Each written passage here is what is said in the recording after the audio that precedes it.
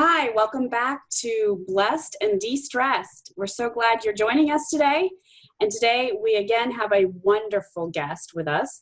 We have Scott Blakeman. He is a comedian, host, writer, and comedy teacher who is co-host with Tom Saunders of the podcast Getting Through This with Tom and Scott. So we are so glad you're here with us today, Scott. Can you tell our audience a little bit more about yourself and maybe how you got into the line of comedy? Sure. Well, I think my family is probably why I got into kind of a very funny family. That's probably the least funny in my whole family. So I think my upbringing led to that. And, it wasn't always a profession. Now it's a little bit more accepted that people become comedians. Originally, I was a copywriter, actually, for Macy's. And I don't want to brag, but Sale 9.99. I wrote that. Actually, that was me, and I created it. So, and for some reason, I went on from there. I could have been probably the best copywriter ever, but I always liked getting up in front of people. And I just, tried it. There was a club near where I grew up in Brooklyn, New York. And once when I was home from college, I got up there and I tried it on open mic and didn't stick with it right away. But when I got out of college, did the copywriting. And then finally I said, in life, you got to really go after the thing you want to do. And a lot of times you can't go about it half-heartedly. And something like a career in comedy, you can't just dabble and do it here and there. So I left advertising and been a comedian ever since. The Sale 9.99. So we were talking, and you can't avoid it because we're all, when we're airing this, it's August 7th. We're still in the midst of this pandemic. So Scott, what has your life been like since this whole pandemic came upon us?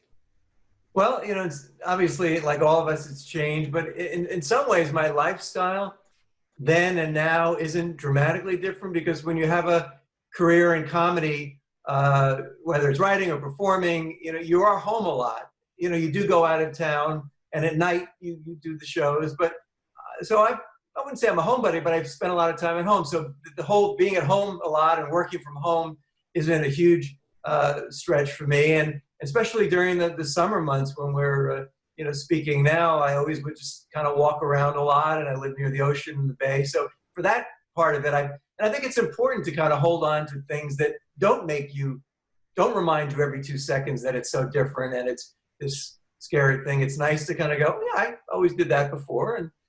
And actually in some ways, and again, because I'm a plus positive person, I mean, some things I'm doing now, they're actually a better routine, like in terms of nutrition and food.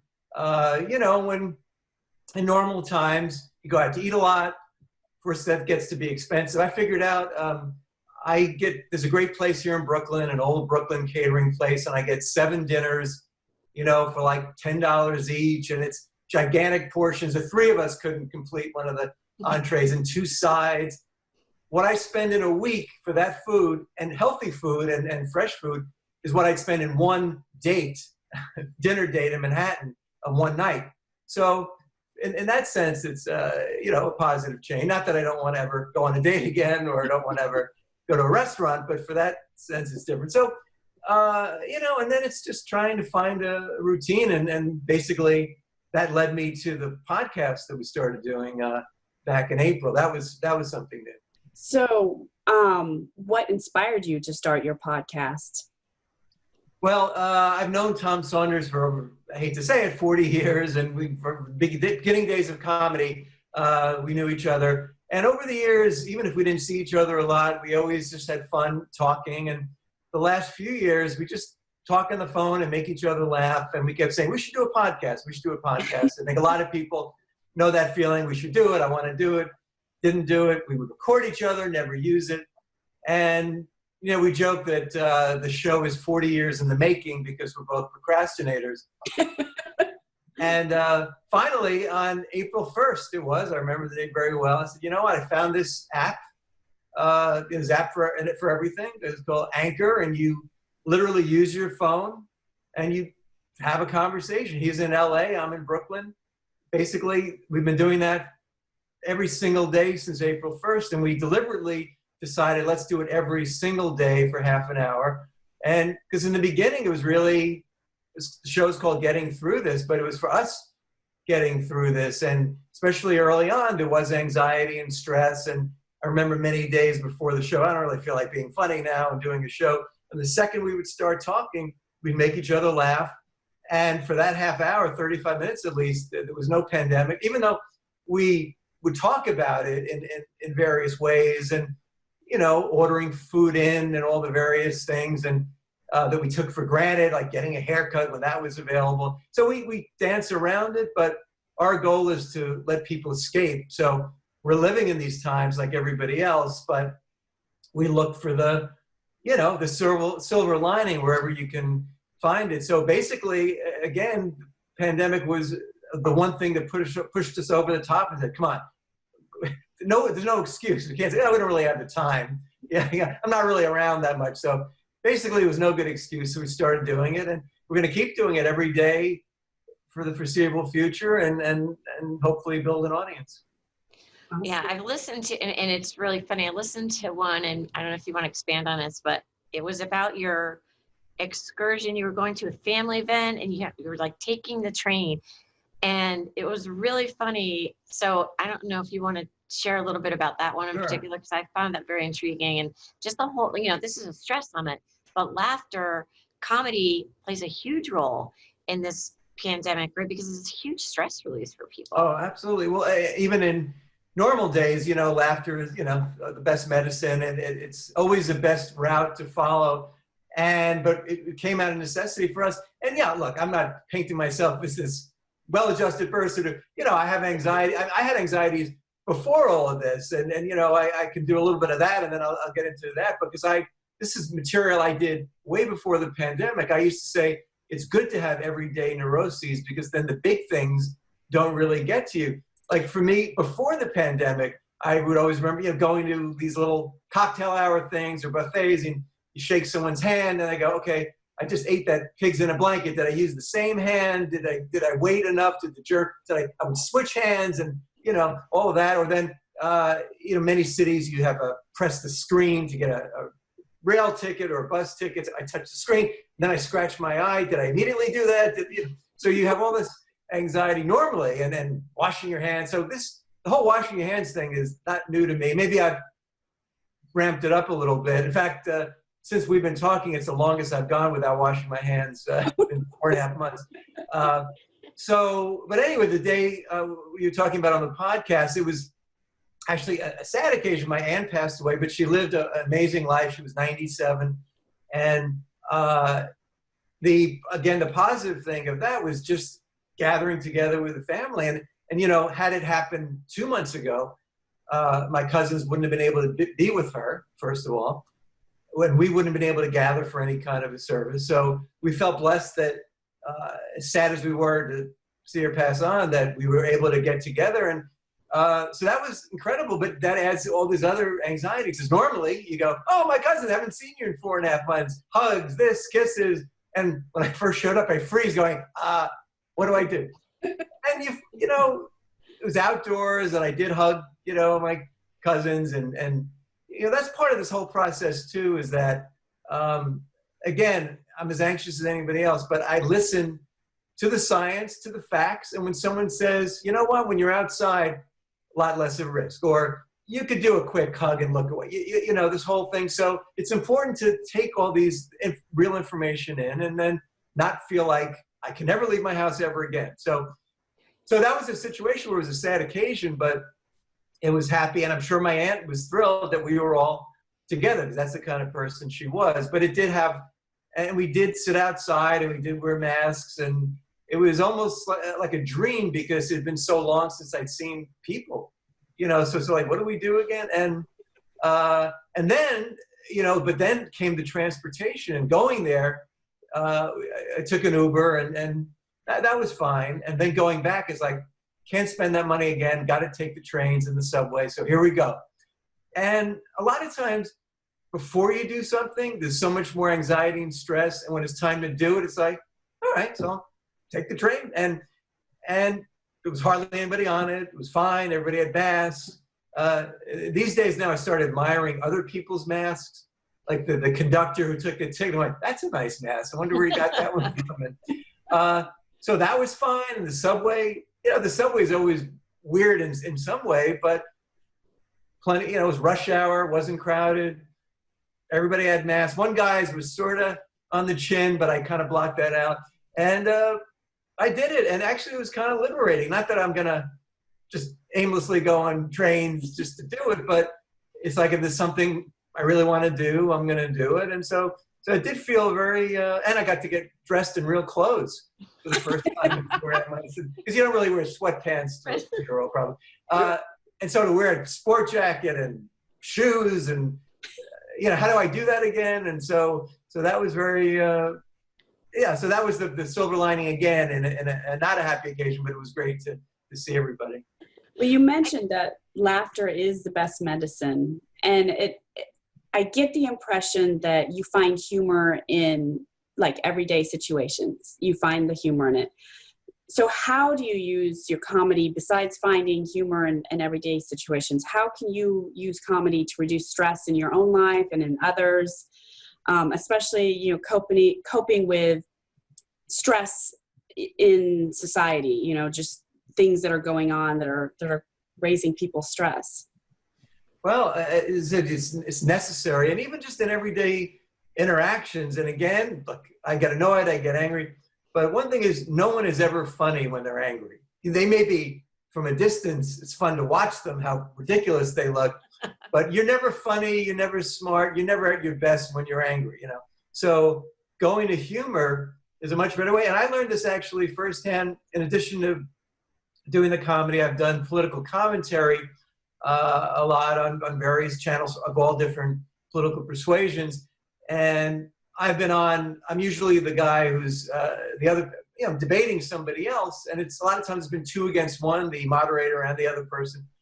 And I found that smiling and it's serious. I'm not joking, but the times that I would get upset and kind of, show it like that, it's not that effective. But I just found smiling and then just kind of coming back with facts was very comforting to me. And I think in general, getting back to that, the times we get angry and stressed, a lot of times when we don't have the answers to things.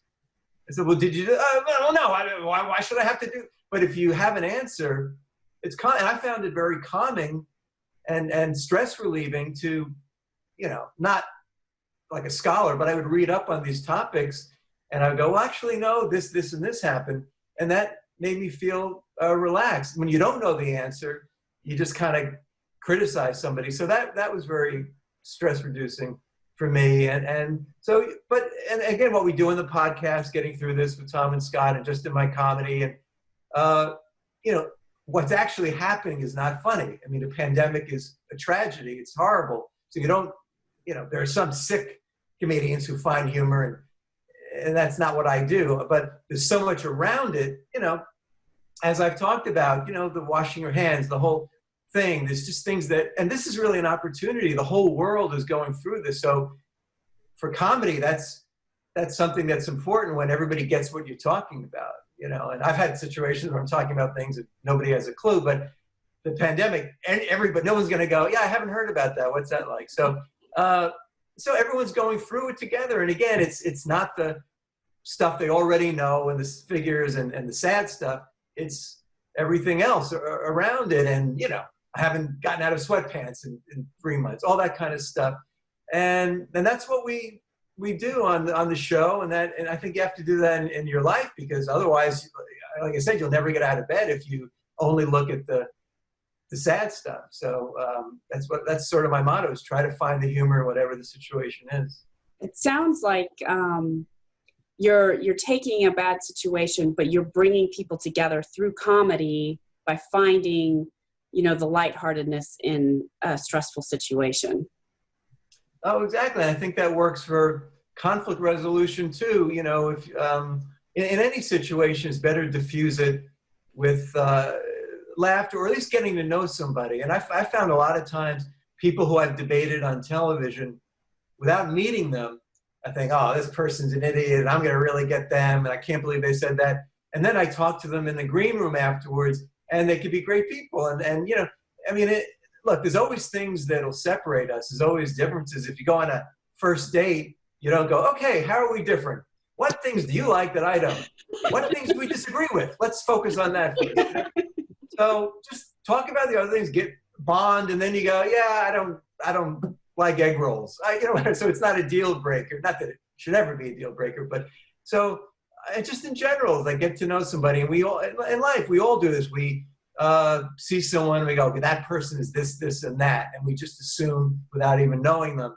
And if you just take the time to get to know people, I think that's important. I also do a show called Stand Up for Peace, a comedy show that I do at colleges and theaters, and with Dean Obadallah, who's the host on Sirius XM. And he's a Muslim comedian, Muslim American comedian. I'm Jewish American. And we've been doing the show for, 17 years now. And it's a way to bring people together from all backgrounds, Jewish, Muslim, just everything in between, and everybody. And I always find if you're in a room with people, that's half the battle. We always say the show is a success even before we get on stage, because people come together from all different backgrounds. They may never met each other before. So just being in the same room with people, they're just other people, and you can chat and get to know them. If it's people you've never met, then you build up all these stereotypes and based on nothing. So we've used comedy for conflict resolution and just for bringing people together. And a lot of times people will say, boy, we're so similar. And we are. I mean, most religions are so similar, backgrounds. We're not. We're all very similar. And that's what we have to focus on, not the differences, but the similarities. It's so true. And, there's so much division in the world. And I don't know if it was you, Emily, I was talking to someone the other day, and I'm like, how much further are we going to have, fractionalize and divide and divide and divide? Is it going to get to the point where it's like every single individual against every single individual? Like, we could take it to such a level, there's so much division. And you're mentioning politics. And I just need, it's political year, add a whole nother layer of stress onto this pandemic and election. I mean, not political year, every year is a political year, it's election year. And the next two, I think I can even feel my own anxiety building, dreading the next, less than 100 days. I don't know how many days we have, dreading the anticipation of what is going to happen in September. What is the October surprise? How are we going to react the day after election day? I need medication. Yeah. Well, I mean, and to be fair, I'm not going to get political here, but other than the fact when people say, well, with Trump being elected, that must have been great for comedians.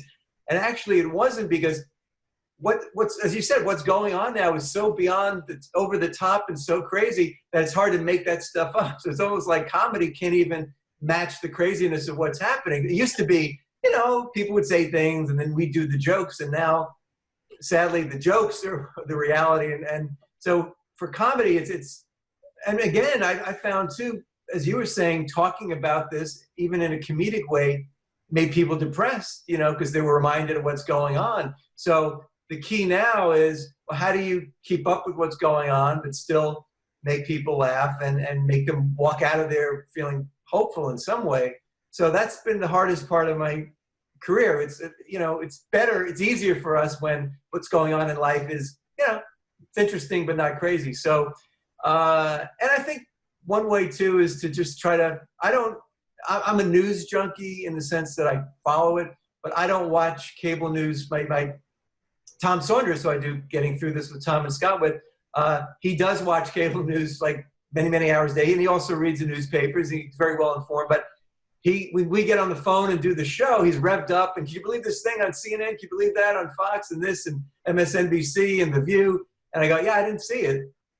And I don't need to see it. I read the newspaper. I sound like I'm a dinosaur, but I get the New York Times delivered, which I still like a print newspaper. I mean, I could do a whole hour talking about the benefits of a print newspaper and talking about calming you down.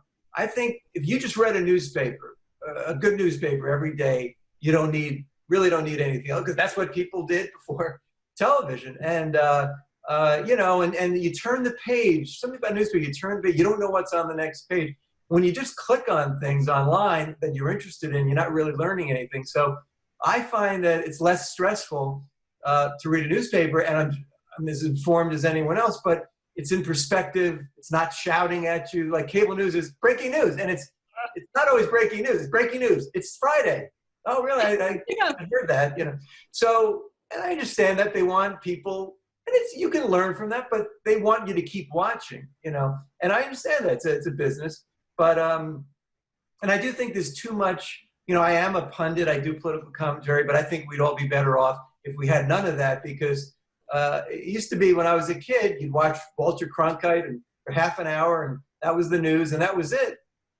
And you survived, you got by. And now there's so much, when it's CNN, there's like 30 heads right on that screen, and they're smart people. They have things to say, but people base their opinions on other people's opinions instead of, why don't you just sit down, relax, sit on the couch, open up a newspaper, read what's going on. Then you go, okay, this is what I think. So I think that's, to me, that's the way I approach it. And it might be helpful if everybody tried to not be so overstimulated all the time, because look, with Twitter and everything, you could find something every second that's going to get you going, but it's not healthy and it doesn't change anything. So I would say know the important stuff that's going on and then do something else. Yeah, they call it TV programming for a reason, right? And that gets into our brains, and then it kind of puts a lot of people into that place of fear, especially if they're watching, I call it the CVNN, Coronavirus News Network, 24/7. Well, there's no wonder you have anxiety, because that is impacting you, whether or not you really consciously recognize that or not. But there's something about, I love a newspaper, and there's something to me that just is comforting about it. And it brings me, like, it's nostalgic. It brings me back in time before the internet. I just have these memories of sitting at the kitchen table with the donuts and coffee and just like going through and doing the jumble and doing the crossword. And it's just like, just thinking about that calms me down. Yeah. Anyway. Well, I think a lot, everything's not always an improvement. Look, tech is great, and we couldn't be doing this, obviously. And so it's great, but yeah, the newspaper is coming, and a Sunday newspaper with all the extra sections. And, that used to be a thing, spreading out the Sunday sections, whatever newspaper it is. And the coupons. And spread the day. It's a whole day. And now it's like, okay, here's the phone, I got it, and that's it. So I've been actually getting, and maybe this could be helpful to people, getting more nostalgic. And on the show, we talk about things in the past too. And we once did a segment about the 1918 pandemic, and what was that like? They didn't have Netflix and Zoom and the internet, and didn't have radio. They wrote letters in a quill pen, So, we're lucky that no one wants to live through these times, but look at all the distractions we have too, and things that we could do. And look at all the people working from home. That wouldn't have been possible then. And so, it's, in some ways, things haven't changed that much. If you look back to 1918, the Spanish flu, the last pandemic, they wore masks, they social distanced, they closed things down. It's not, there's only so much you can do. Actually, to feel better, we're much better off now, because science and medicine is just such another level now that, things, they didn't have that then. So, you just have to find whatever it takes. And then, of course, I don't have my own pet right now, but, people have cats and dogs. That's a whole other thing there. And I know people have, and I'm not one of those people who think, oh, dogs are this, cats are that. Cats are thrilled that their owners are home too, and maybe you've seen these memes or things where, the dogs are like, oh, stay home, come on, we're so happy you're home. And the cats are like, oh, when are you leaving? We want to be at home. But I have heard from people that, and even my sister's cat, the cats are getting, they're a little bit more like, okay, you're going to be around a lot. Could you just get me that? And how about that? I'm hungry now, actually. And so, but it is great having a little companion like that during these times too. And I'm very fortunate too. I wound up the last couple of years back in my childhood home, and my sister and her husband live upstairs. I'm on the other level. And so I've been lucky with that I've been sort of this household during this whole thing. And she has a cat. So, the cat closer to them because, you know, they feed her. But, you know, it's still nice to have the. Yeah, visiting rights though. Yeah. But when they went away before the pandemic, all of a sudden the cat was down here and, you know, so he's the guy now. Okay. So. Yeah. Are you allowed, I'm just curious to go off on a tangent. Are you allowed to, like, if you wanted to go up to the Berkshires, can you just freely go to Massachusetts or Vermont or whatever? Yeah, I mean, even during the height of in the beginning of the restrictions, you really could go anywhere. It's just that, and people did. A lot of people left New York City to go other parts. I didn't, but I do love travel though, and my secret little side thing, not making money in it, but you know, I was like an unofficial travel agent for friends, and like, okay, let me get you a great deal, and I still kind of look at the emails that I get every day for airfares, and it's like, oh wow, and it's $14 one way to Austin from New York. Going, yeah, not yet, but someday, you know, hopefully sooner than later. Subway for now. Yeah. Subway for now. Yeah, So, yeah. Well, that's an adventure in itself. oh yeah, I've been on that subway. I can't imagine though it being so empty. That would feel really eerie to me, being in New York City subway and nobody on it. That would feel weird. Well, the funny thing about that is, like, my sister was saying, yeah, she didn't feel that comfortable going in. The train was so empty. She felt a little uncomfortable. I was like, that's what you want. You don't want rush hour people standing next to each other. But that is, yeah, in the old way of thinking, it's like, yeah, this car, I don't know, should I go into another car? It's kind of empty. But now you want that. And yeah, I went at rush hour going back to Brooklyn from, you know, it wasn't empty and it's gotten more crowded, but there were many, many empty seats, in which you would have been unheard of, you know, before all of this. So, and, you know, I haven't been there yet, but Times Square, and where, you know, there's no tourism, so that's pretty empty. And, you know, I guess, again, on a positive note, silver lining, you know, there's less cars, so less pollution around the world. And one nice thing that they're doing in the city, in New York City, is, you know, outdoor dining is so much safer, and it's the only thing that we can do in New York City right now. And people have been very creative with, you know, closing up parking spots, or they're even closing some side streets. So you have this whole outdoor thing where you never had it before, and tents and all that. So it's more very European. So that's an example where something sad can lead to things that are positive, and that may change the way we approach things in the future. So you taught a stand-up comedy workshop for over 30 years. What should people know about? Tell us about that and what that looks like, how you run your workshop.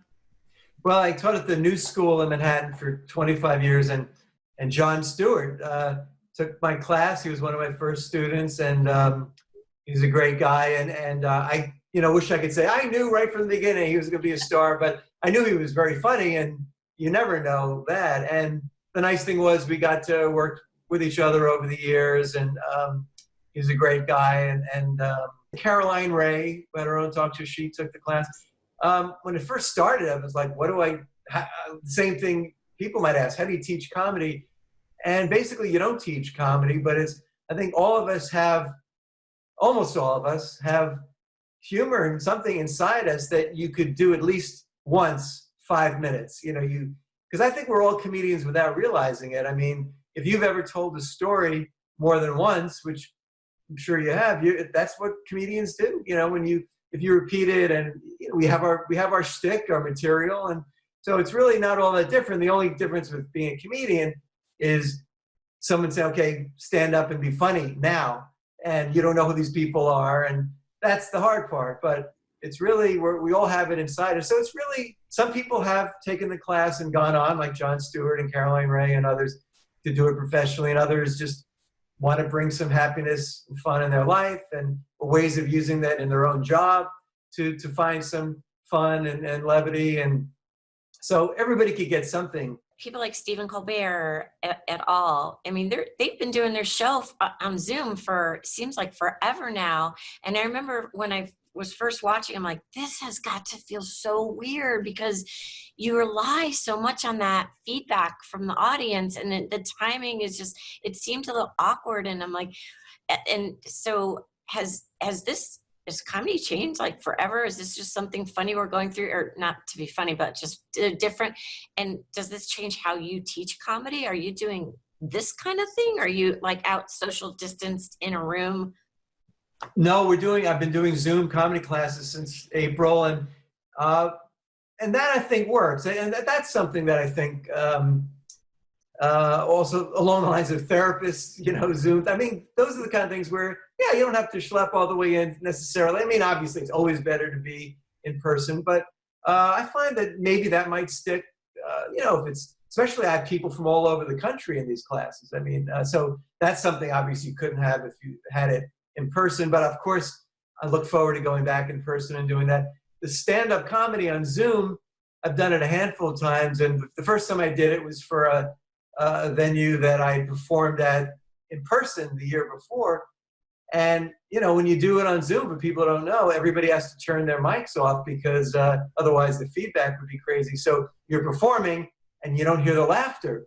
And I joked, I said, it's pretty hard, doing this, not hearing the laughter, because the last time I performed at the venue, I didn't hear the laughter either. So, but that's hard. I heard some person did a show once where people hold up signs that say, ha ha. And to me, that would be worse because, so yeah, and hopefully that's not going to be the new normal. I mean, I think that already now there are outdoor comedy shows. I haven't done one yet, but figuring things out, and it's going to go back. I'm confident it'll go back to the way it was when it's time. But it is interesting how people have adapted, like Stephen Colbert on the late night shows. And I'm sure they're actually going back, Colbert and I think James Corden are going back next week. And I haven't watched it a lot, but so much of what you do is getting that feedback. And I've done warm-up. I was the warm-up comedian for The Late Show with David Letterman years ago. And it's so electric being there, and it's freezing too. He always liked the studio freezing because that's better for laughter. But I mean, and I was the warm-up comedian, so that whole thing is getting people going. And I mean, I've never seen a more pumped up crowd, not because of me, because they're just thrilled to be there. So then you contrast that with sitting in your living room or your kitchen instead of having the band and the audience. And so it must be very hard for them. And, the nice thing about the podcast that I do with Tom Saunders, I'll say the name again, Getting Through This with Tom and Scott, we're our own audience. So it's really perfect for these times because this is how we would have done it in February or 2 years ago. And we're laughing at each other, and that's all we need. And it actually, there are times where I'm sure you have friends when you hang out with, it brings certain things out in you. And it's like, I feel funnier when I'm with this person. We always have a fun back and forth. That's how I feel with him. And even though, we were doing well before that, but when we're together, it just feeds into each other, and it's just, we make each other laugh. And even if nobody heard it, it's good for us. But the fact that people hear it and like it, makes us feel good too. That's awesome. I was going to ask, when you do your workshop, do you help people find humor, like teach them how to find, can you teach somebody how to find humor in situations? Like, you've met those people who you swear if they smiled, their face would crack. Yeah. Can you teach people like that how to find humor in situations? I think you can. I mean, again, you can't teach someone to be a comedian and all that. You have to have that skill. But I think everyone has the capacity to see, as you said, funny things around them. And a lot of times it's things that you take for granted. Like just, the first class, we always just get to know everybody. And they'd say, okay, what do you do? And they'd say this. And they would talk about work. And probably they thought, there's nothing funny about work. It's these same people every day. There's nothing funny. And then they tell me about the characters they work with. I go, wow, that's hilarious. That would be so funny to talk about. So I think it's opening their eyes to what's funny around you. And I do think people, once they start taking the class, they go, oh yeah, I started noticing things now and all that. And look, some people can be funny because they're not funny. I mean, there's all ways. And I always love it when some of my students say, yeah, my husband or my wife doesn't think I'm funny. And I always wonder what that relationship is like. But so, yeah, I think that, again, I don't make any claims that you could be a comedian too, but I think that you could at least get up once and be funny for 5 minutes, or at the very least, find the comedy that's already inside you, because we all have it inside us. It's just kind of taking a breath and realizing that it's there. And so, and even poking fun at yourself or whatever it takes. But we all have that capability. What would you say if someone maybe had this in the back of their mind, I really kind of think I could do this, but maybe they're afraid or they don't really know, like, would you have any advice for someone like, and would taking comedy class help just anybody who's considering public speaking or considering some sort of some other role that requires, some sort of thinking on your feet? I mean, because I'm sure. Oh, absolutely. Yeah, right? Yeah, like I said, I mean, some people do go on, they're serious about doing comedy, but I think probably most of the people, it's just, I always wanted to do it. It's on the bucket list. I literally, it sounds like an ad, but I have people from 13 to 80 in the classes, and everybody's in it for a reason. So I think, but yeah, absolutely. For public speaking, it's important. I had one student once and her employer later spoke to me and said, wow, she just blossomed, and so again, I'm not saying, it's me, but I think it's putting themselves in that situation. And I think definitely it's for just everyday life, or people, things are rough. You went through a situation that's tough, whatever it is, or you want to meet people, whatever it is. But I think it's just a good skill to have. And it's just a way of looking at life. And whether it's a pandemic or just hopefully happier times, it helps if we could just kind of find the humor in everyday life, whether you want to be a comedian or not. And it does help you with public speaking. It does help you just interaction with people. Yeah. I would think it would be a great skill because, and whether we have it or not, I mean, just to, hone our skill, because it just puts people at ease. If we're walking around in a state of stress, somebody like uses comedy or injects comedy into a conversation, it immediately diffuses anxiety. It just immediately makes us feel connected, Absolutely. And you put people at ease. I mean, that's the key. And I always tell my students, you may be nervous. Of course you're nervous. I'm still nervous. It doesn't go away. I think you need some nerves before you go on. But I think it's just, if anything comes up, like when they ask, what if I forget something? I forget a joke or forget a line. I go, they don't know what you were going to say. You have that edge. They're not reading off of a transcript. They don't know. So as long as you're comfortable with it, or I tell people, actually say, you know what, I totally forgot what I was going to say. They love that because you're letting them in. You're not hiding anything. And throughout the history of comedy, Johnny Carson, if people remember that, he was brilliant and had great material, but some of his biggest laughs came when a joke bombed, and he would milk that and have funny comebacks. And after a while, he started having jokes written that he knew would bomb, so he could, not all of them, but some, so he could do that. So people love to feel, an audience loves to feel like they're in on the joke and in on what's going on. And that's what I always, even in just everyday situations in life, you could, again, being on a date or whatever it is, if you feel like, whatever it is, or I have a little cheese, it's something, some little thing, or that could be a nightmare. You just have fun with that instead of going, oh, that didn't happen, or I don't know, let me hide that. So if you just acknowledge something and whatever it is, I think it just, it diffuses tension, it puts people at ease. And in any situation in life, that's what you're going for. So do you have any personal advice about dealing with stress? Well, I mean, first, personally, again, like myself and Tom Saunders and our show, Getting Through This with Tom and Scott, we call ourselves plus positive. He came up with that expression. And it really is, one of the things we do is think of things that aren't happening and that we're relieved that aren't happening. Just like when you have a nightmare, right? The best thing in the world is waking up after a nightmare going, oh, that didn't happen. So if you can recreate that in everyday life, or like a lot of times we'll say that, we walk out on the street going, it's nice because spikes aren't just coming out of the sidewalk, or metal isn't falling from the clouds. Right? No, it's not. That's not going to happen. That's not happening. Okay, feel relieved about it. You can be as ridiculous as you want, and I think that's the way things. Even when bad things are happening, most of the things that are happening aren't bad and are good. So obviously focus on the good things, but have fun with it too and say, that's not happening. It could have,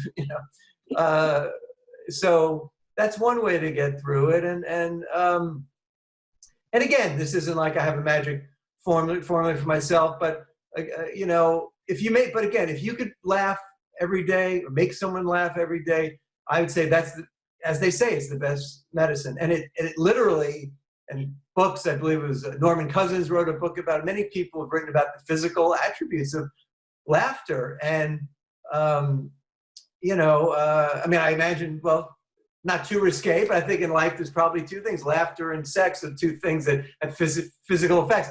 Unfortunately, one of them isn't something you can just make happen all the time. And laughter you can. Laughter you can any time of the day, any day, pandemic or not, you can laugh, make somebody laugh, read something that'll make you laugh, and it physically just changes you. It opens your mind up. You breathe better, which is important now and at any time. So, and again, when I get up and do comedy, I'm always nervous before, but it's the greatest when you get that first laugh. It literally, my mind like opens up. You know, and this happens in everyday conversation. If you're connecting with somebody, a friend or relationship, you know, you've said, wow, we could have talked all night, or we could have had this conversation going forever.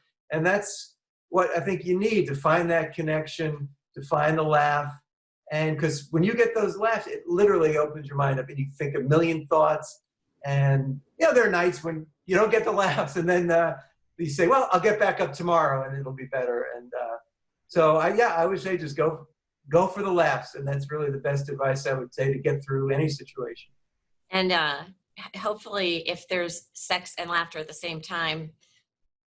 Well, that's the ultimate. That's, I was going to say trifecta, but that's two. But I guess we could figure that out. No, well, yeah, absolutely. I've thought that those two together are literally the best feeling in the world. But if you can get one or the other, or again, the laughter, you're not dependent on anybody else. So that one you can always do. So I'm going to put you on the spot. Scott Blakeman doesn't feel like being funny. He's stressed out. What are you going to do to bring that anxiety down? And you just don't feel like being funny and laughing. Well, look, many nights, you know, when you're a professional comedian, you don't get to say, I don't really feel like it tonight. And you know, a lot of times you've been traveling and you know, ideally I like to fly in a place, get there the day before, relax. But I've had situations where you're, you know, 4.5 hours in a car, and then you're on, and mind's kind of befuddled, or you have a headache, or you're hungry, or you're this. All those things happen. Instead of fighting it, instead of saying, oh, this is going to be bad, or I have a headache, forget it. Some of my best shows have been when I had a headache, or I was tired, or this, because you just use it. If you use everything, like if I have a crazy trip over there, I talk about it. You know, why waste anything? And I think that gets you connected, that catches the audience up with you. So, there's never an excuse not to be funny. I mean, like I said, before the podcast, before shows, a million things could happen, but it's a really magical thing when you get out there, and I feel blessed that I can do that. You know, you get that first laugh and it just wipes, it doesn't, you know, once you walk off stage, you still have to deal with whatever it was. But for those, however long you're on stage, it really can transform things if you let it. And I think, so I'm very lucky that I have that opportunity. I think even for people who aren't performers or have nothing to do with entertainment, you can put yourself, it's very easy to mope and to wallow and just, oh, I'm so tired, and I'm not going to do anything. And something that I always do is to be physical in some way. I mean, there's many times where it's, I feel like taking a nap. I just take a walk. And for me, walking is incredible. And I'm lucky right now. I live in an area where, you know, by a beach and by the bay. But, you know, I've lived in the heart of the city where I just walk for blocks. And not only is it just good for you, obviously, to walk, but the stimulus you get from seeing people, unless you're on a trail in some remote place, and then maybe you don't want to see anything because it could be a bear, then, you know, but a nice bear. So yeah, just getting out. It's the old adage, you know, you really should get out more. But I find that's true. And by getting out more, it could mean anything. It doesn't have to literally mean leaving the house, but it could mean watching a movie, watching something, go to YouTube. I mean, that's like a whole other thing. YouTube is, we're lucky we live in these times. I'm just finding out more and more about this, but this everything, and talk about different eras, and you can watch commercials from the 60s or anything you can think of is there. They have, we talked about this on the podcast, cover bands, tribute bands that are incredible. So I would say just always do something. If you're feeling down, you don't feel funny, just know there is something that you have the control over just by yourself to change that around. And like I said, if you can, something that'll make you laugh or make someone else laugh or just get out and get your mind going, I think that's the best way to approach it. Good advice. It is. And you mentioned that you were optimistic, and listening to you talk, I can tell you are definitely, you see the positive in things. Have you always been optimistic? I think so. I think I have. I mean, I think, well, certainly as a kid, I think all kids, I would hope, are optimistic, and when it's not, they're not. That's extra sad. But I do think part of it, I do think of myself as kind of as a kid. I mean, and I think that's another way to approach things. Don't, this whole thing, act more mature, act your age. I mean, these expressions are so ridiculous. And a lot of times I've checked into a hotel and going, are they going to think I'm a kid? And, I'm obviously far from it. So, but I think it's a youthful way. My dad, who lived to 100, talking about being blessed, he right to the end was like a kid, just wide-eyed and like, oh, wow, look how they did that to me. Look at that restaurant, the tiles, and look at this, how'd they do that? And, so if you appreciate things, and that's, again, what Tom Saunders and I, we both share that. We appreciate, and first of all, you always have something to talk about, and you always have something to make you happy. If you appreciate things and you're in awe of things, you're always going to be happy at some point. And there are a lot of snarky people and negative people, and their humor is kind of, yeah, that's really interesting. And whatever, if it works for them, fine. But for me, I'd rather go, uplift people, make them feel optimistic. And granted, a lot of people go through very heavy, serious things, but you have to have optimism. I mean, it pulls you through. I mean, physically, mentally, in every way. So I just think, look around you, whatever it is, a font, or a sign or something. I mean, it's endless, the things that you could appreciate. So I think that's what my optimism is, and that's why it doesn't go away, because there's always something there to be happy and in awe about. Yeah, I grew up in a big Italian family, and they loved to laugh. And these people lived, like, my grandpa died at 99 or 100, and just, there's always laughter constantly. Absolutely. Well, I said, people much smarter than me have written books about the physiological effects that laughter has, and it does do all of that for you. It really, and I don't know this for a fact, but not everyone, but morose, down people who are very negative, not only do they sadly may not have as long a life as optimistic people, but things happen to them all the time. They're going to be, oh, I bet they're going to lose my luggage, and they lose their luggage, or I mean, it happens to us too, but for them, it's just a self-fulfilling prophecy. So, I mean, I understand that a lot of people, there's bad things happen, and you've gone through situations in your own life that you've overcome. So it's a question of, it's the only way to be. The alternative is ridiculous. If you're going to be negative and morose and snarky all the time, and that's a big deal with that, you're not enjoying life. So to be wide-eyed and be like a kid and be like, that's amazing.